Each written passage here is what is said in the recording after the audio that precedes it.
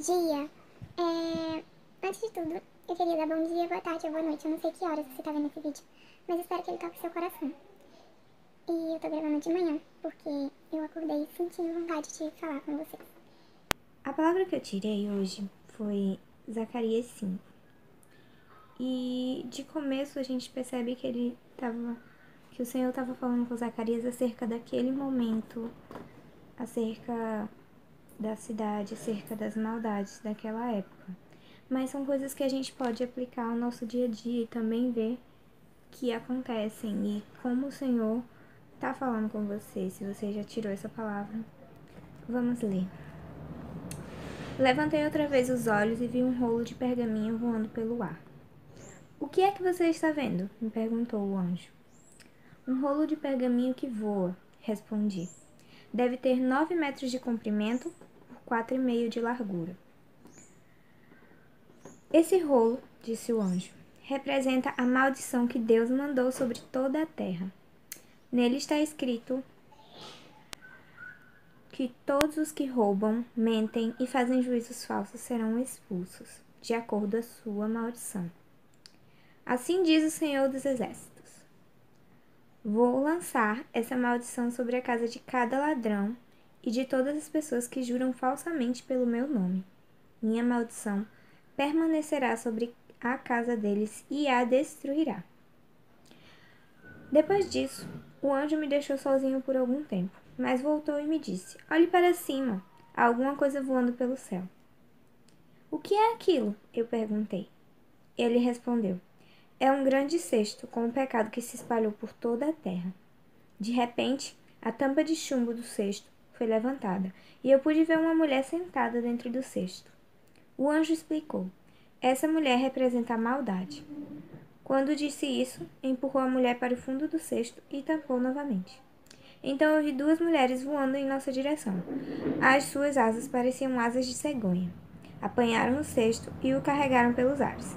Quando vi tudo isso, perguntei ao anjo: Para onde estão levando o cesto? Ele respondeu: Para a Babilônia, seu verdadeiro lugar. E lá ela terá um templo e colocarão o cesto no pedestal. Ou seja, claramente exemplificando, né, que a maldade é grande, que existe. Vamos voltar, para os dias de hoje. A maldade do povo escrita é o que Deus já escreveu sobre os pecados. Muitos têm a opção de se arrepender, mas muitos não querem e continuam pecando. A Babilônia claramente é o que nós podemos chamar de o mundo onde se passam esses pecados. É o que a gente está vendo claramente hoje em dia, colocando os pecados, colocando as maldades num pedestal, sempre tentando piorar cada vez mais a situação. E aqui foi uma visão que Zacarias teve, e o anjo estava explicando o que significava cada coisa aqui. Que Deus falou, os juízos falsos, os mentirosos, os que roubam. Deus disse aqui que vai trazer maldição. E realmente, a vida dessas pessoas, por mais que às vezes pareça que, tá dando tudo certo, é só aparência. E você tem que buscar, não seguir esses caminhos. A maldição, a maldade recai sobre quem faz. E você tem que realmente pensar no que você tá fazendo. Se você não tá ferindo outras pessoas com palavras. Eu vou dar um pequeno exemplo de como as palavras podem marcar a pessoa sem que você saiba. Quando eu ainda era bem menor mesmo, eu tava na escola e eu comecei a, conversar com uma amiga e eu também gostava de cantar às vezes. E essa colega falou que a minha voz era muito irritante, que era muito fina, que... E eu, naquela época, eu guardei pra mim. Eu não falei pra ninguém, eu continuei sendo amiga dessa menina. Eu falei até com ela depois, hoje em dia. Mas eu não conseguia mais cantar ou falar sem achar que a minha voz era horrível. Ou era irritante. E eu hoje luto contra isso. Por isso que pra mim sempre foi muito mais difícil. Eu cantava exatamente pra vencer isso. E isso foi por anos. Eu era uma criança e eu fiquei uma adolescente e continuou. E eu levei essa palavra negativa pra minha vida. Eu não culpava a menina, eu me culpava por ter aquela voz. E isso não era certo. Porque todo ser que respira tem que louvar o Senhor. E eu comecei a realmente pedir a Deus pra lutar contra isso, porque no meu primeiro evangelismo eu simplesmente travei. A menina perguntou se eu era muda, porque eu não consegui falar. Eu tinha um medo, uma coisa dentro de mim que não era de Deus. Era algo do mal mesmo. E isso é o que geralmente as pessoas falam sem pensar. Por isso que nós devemos muito pedir perdão a Deus nas orações, se, como ele falou no Pai Nosso, para que nos perdoe, como nós perdoamos os nossos devedores, sem que eles saibam que a gente às vezes perdoou, mas nós perdoamos. E eu fiquei lutando contra isso e hoje, graças a Deus, eu tô bem melhor. E Deus está me tocando para falar de uma forma incrível. Eu lembro que uma vez eu senti o fogo do Senhor tão grande para contar meu testemunho que eu pretendo contar para todos, mas que agora ainda não é o momento. Em breve sim eu contarei. E eu fiquei encantada com aquele queimar do Senhor dentro de mim para poder falar e eu não posso mais me calar.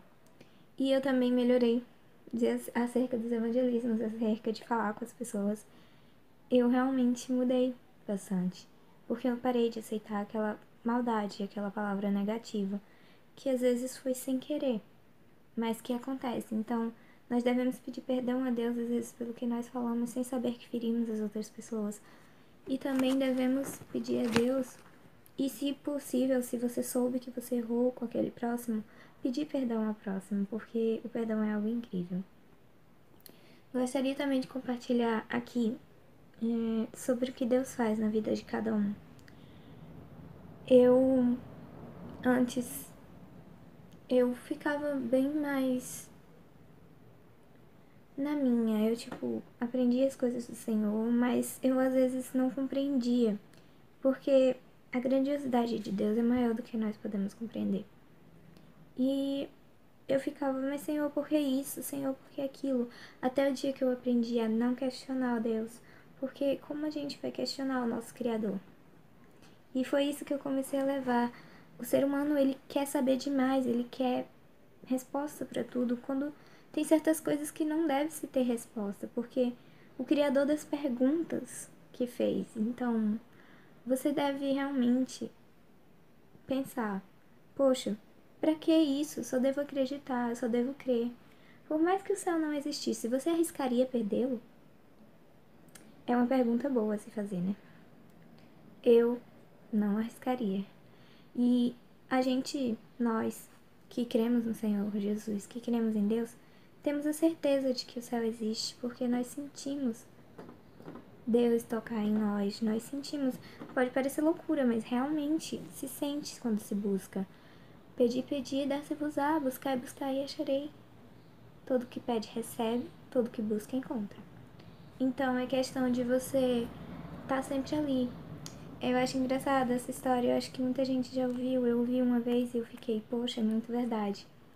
O pai tava lá com o filho e o filho perguntou como é que era, se eu não me engano, ficar próximo de Deus. E aí o pai falou, olha, você tá vendo a lua? Aí ele olhou pra lua e botou assim o dedo e disse, poxa, ela é tão, parece estar tão pequena, do tamanho do meu dedo.